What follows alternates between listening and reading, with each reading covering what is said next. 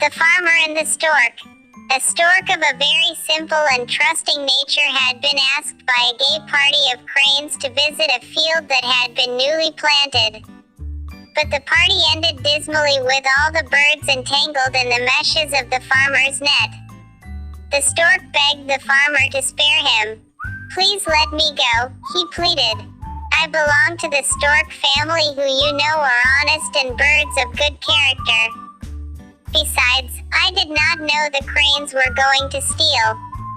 "You may be a very good bird," answered the farmer, "but I caught you with the thieving cranes and you will have to share the same punishment with them. You are judged by the company you keep."